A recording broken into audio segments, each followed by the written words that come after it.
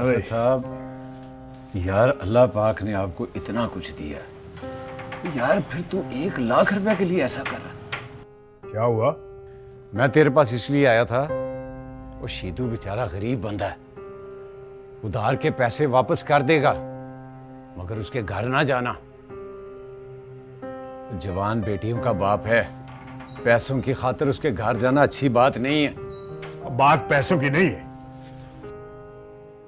उसने मुझे धमकी दी थी सबके सामने। बताता हूं।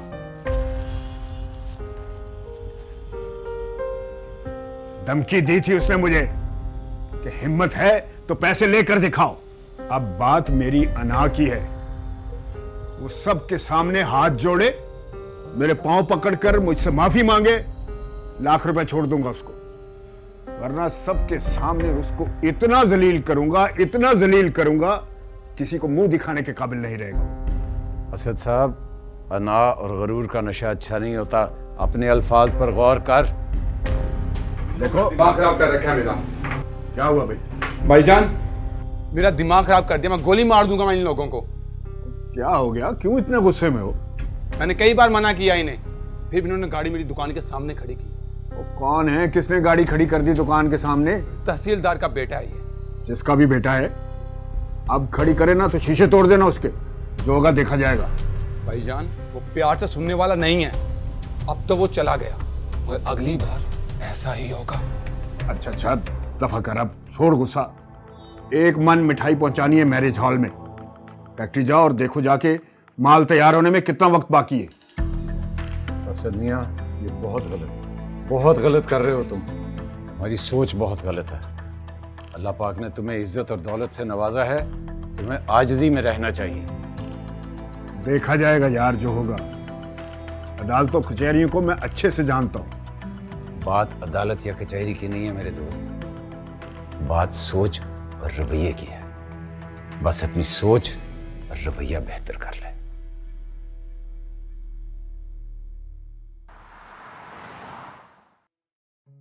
बाबा जान, जी बेटा। नेक्स्ट वीक हमारे एग्जाम खत्म हो रहे हैं और आपने प्रॉमिस किया था कि हम नानों के घर इस्लामाबाद जाएंगे।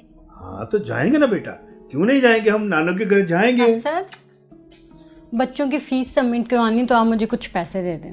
बेगम साहिबा, अलमारी में हर वक्त 5-10 लाख रुपया पड़ा होता है, जितने जी चाहे ले लो वहां से, पूछने की क्या जरूरत है? ठीक है, चले मैं खाना लगा दूं। हाँ खाना लगाओ, भूख लगी बड़ी जबरदस्त। बेटे ने भी खाना खाना है। शाबाश, खाना खाएंगे हम मिलके।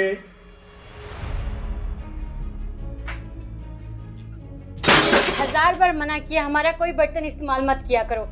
जाहिल, तुम्हारे खाने पीने के बर्तन बाहर रखवाए हुए हैं। अब मेरा मुंह क्या देख रही हो? जाओ जाके सफाई करो।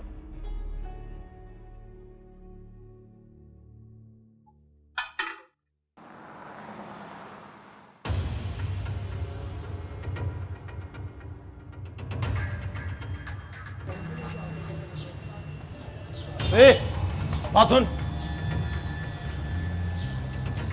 तू कल क्या बकवास कर रहा था?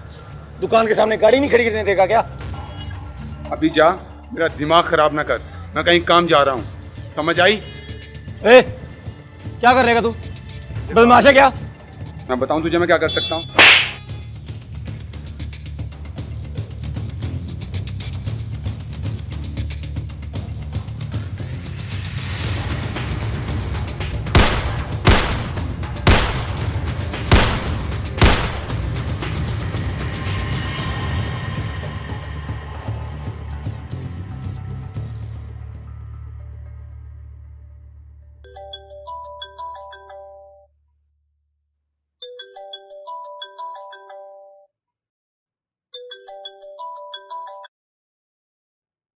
हेलो। सर साहब, मैं तारिक बोल रहा हूँ। जी जी। आपके भाई ने तहसीलदार के बेटे को कत्ल कर दिया है और उन लोगों ने जवाब में आपके भाई को कत्ल कर दिया है। मेरे खुदाया, ये कैसे हो गया? क्या हो गया है ये?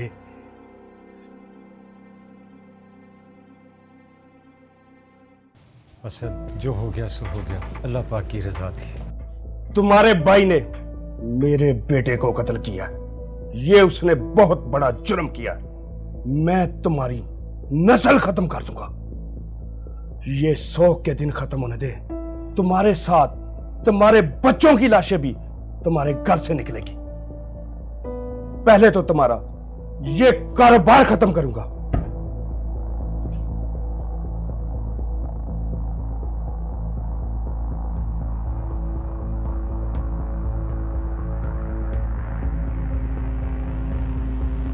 मैं जानता था ये सब कुछ होगा।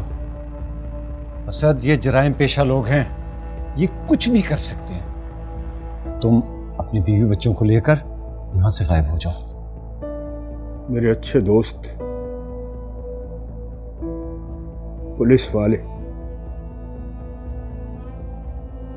बड़े बड़े ओहदेदार जिन पर मुझे बड़ा मान था, सब अच्छे वक्त में मेरे साथ थे। आज मुझ पे मुश्किल वक्त क्या आया, सब मुंह मोड़कर चले गए, सब मतलब प्रस्त निकले। दोस्त, तुम अकेले हो, कोई तुम्हारा साथ नहीं देने वाला। तुम्हारे छोटे छोटे बच्चे हैं। बेहतर यही है अपनी बीवी बच्चों को लो और गायब हो जाओ। मुझसे जो हो सका मैं करूंगा। तुम आज रात ही यहां से चले जाओ।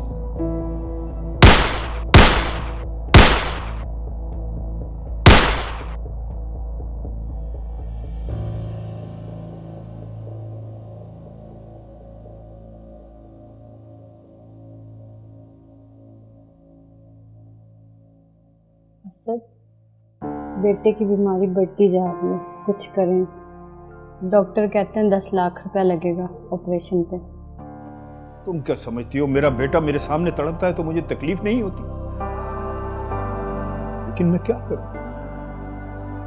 थक गया हूं मैं। जो कुछ मेरे पास था सब खर्च हो गया। कोई कारोबार कामयाब नहीं होता। बेकरी पे तहसीलदार का कब्जा है। सोचा था 5 साल बाद जाऊंगा तो शायद रहम करेंगे मुझ पे। अगर वक्त पे ना भागता तो वो जान से मार देते मुझे। जिंदगी ने बेकारी बना दिया है मुझे। हर वली, हर पीर, हर बाबे के दरबार से हो आया हूं, लेकिन कोई दुआ कबूल ही नहीं होती। खैर, मैं जा रहा हूं, हो सकता है 4 पैसे कमा लूं।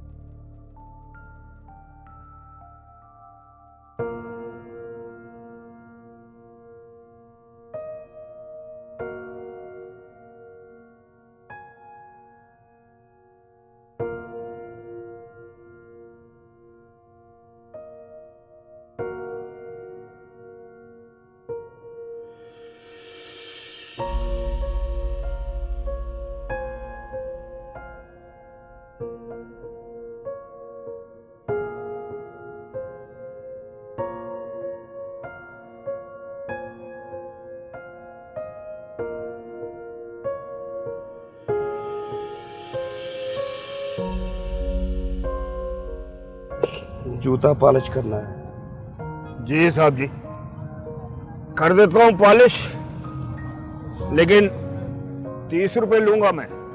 30 रुपए ज्यादा है। ओ नहीं साहब जी, 30 रुपए लूंगा, और मैं पॉलिश भी तो बहुत अच्छी लगाता हूं।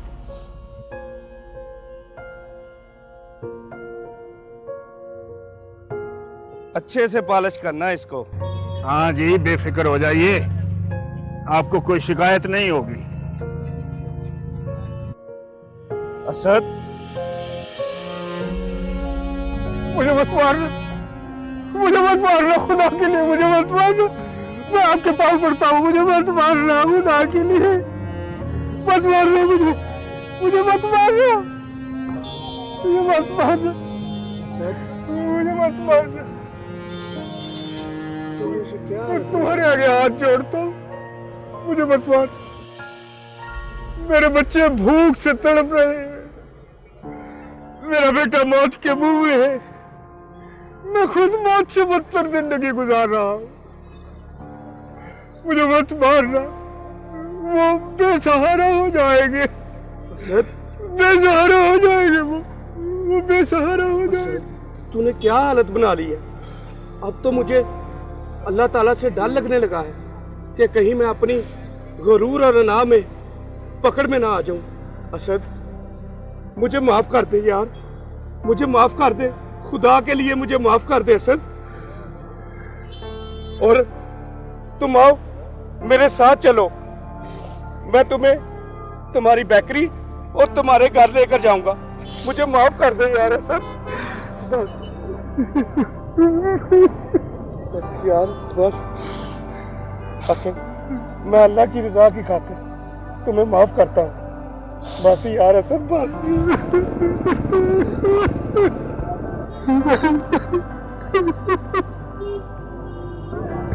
बस यार असद, बस।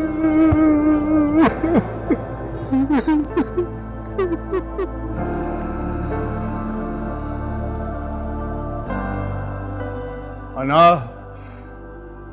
गुरूर और तकब्बुर अल्लाह को सख्त नापसंद, और इनमें से कोई एक भी इंसान के अंदर आ जाए तो वो तबाह और बर्बाद हो जाता है। जिस तरह मैं बादशाह से फकीर हो गया। और दूसरा, वलीउल्लाह वो नहीं होता जो नीले पीले कपड़े पहने, गले में तस्बीह डाले, किसी मजार पर नाच रहा हो और खुद को अल्लाह का वली कह रहा हो। अल्लाह का वली वो होता है जो ताकत रखते हुए भी किसी कमजोर को माफ करके सीने से लगा ले, जो बेबस के आंसुओं को खुशियों में बदल दे। खुदा की कसम, इससे बढ़कर अल्लाह का कोई दोस्त नहीं हो सकता। अगर आपको यह कहानी पसंद आई हो तो हमें बताइए और इस वीडियो को बार बार शेयर कीजिए।